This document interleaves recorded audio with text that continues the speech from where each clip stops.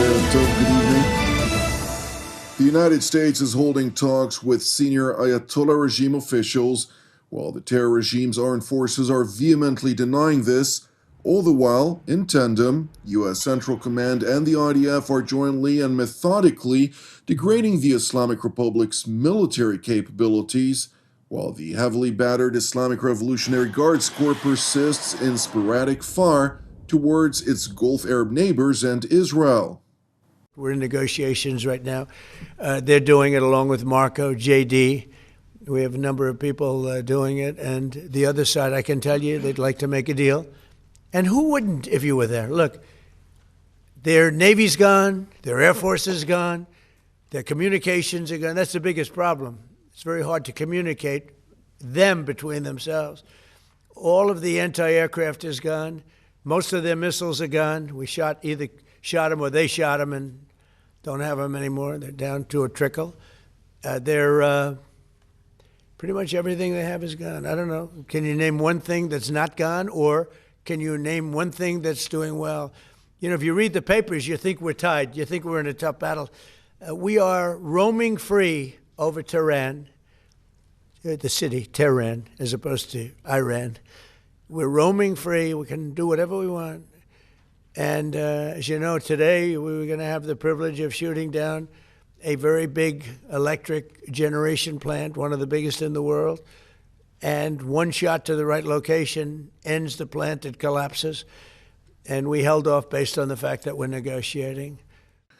The Trump administration conveyed 15 demands to the Ayatollah regime for a ceasefire, to include an end to the RGC support for regional proxies, limiting their ballistic missile program, opening the Strait of Hormuz, and effectively dismantling much of Iran's nuclear program, among a long list of other demands.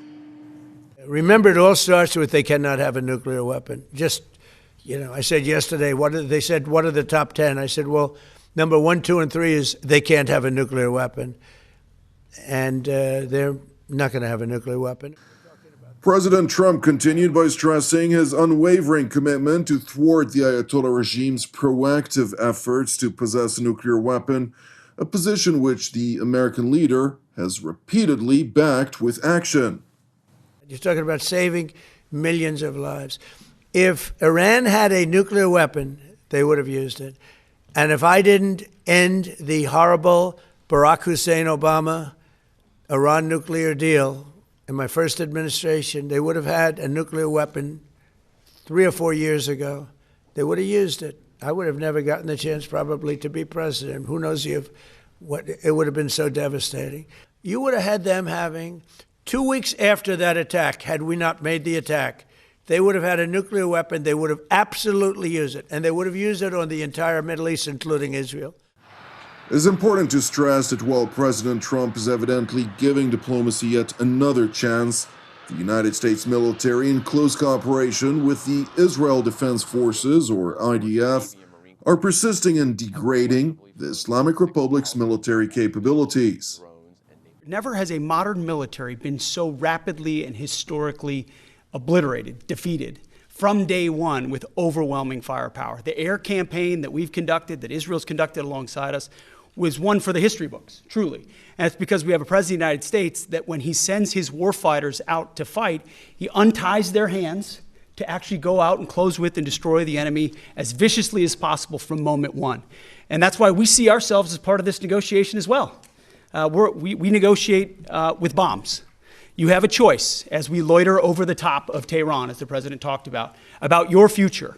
The president has made it clear that you will not have a nuclear weapon.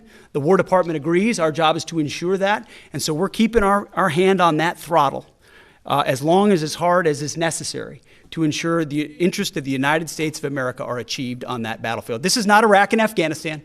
This is not a president who's interested in vague end states. He's been very clear with us about what we need to accomplish, creating the conditions for them never to have a nuclear capability, and that's exactly what we're doing in historic fashion. Commander of U.S. Central Command Admiral Brad Cooper, in his latest update on the war, stressed that prosecuting the joint U.S.-Israeli campaign continues on plan. U.S. forces continue to take bold action and will remain on plan to eliminate Iran's ability to project meaningful power outside its borders. Just 2 days ago, the U.S. Army launched the longest field artillery strike in Army combat history using precision strike missiles. The strike took out Iranian military infrastructure, demonstrating the U.S. military's unmatched reach and lethality. Iran has lost significant combat capability over the last 3 weeks.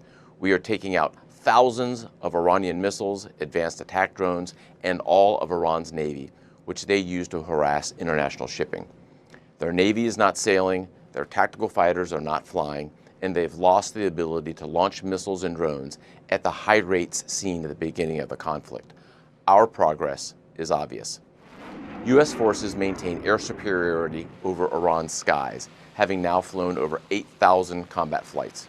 Our air crews are performing exceptionally across the fight, from tankers to fighters and bombers to land-based and carrier-based aviation doing a superb job. Tankers are extending our reach so that we can keep constant pressure on the enemy. Fighters and bombers are delivering precision strikes against our primary objectives, and our pilots across the board are dynamically hunting threats as well, finding and eliminating targets in real time. Admiral Cooper continued by highlighting the American military's efforts to open the Strait of Hormuz. We also remain zeroed in on dismantling Iran's decades-old threat to the free flow of commerce throughout the Strait of Hormuz.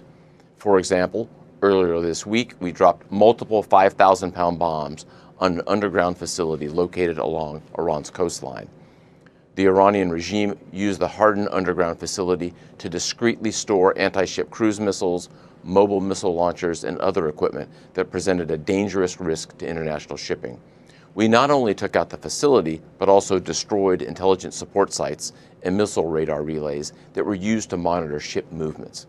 Iran's ability to threaten freedom of navigation in and around the Strait of Hormuz is degraded as a result, and we will not stop pursuing these targets.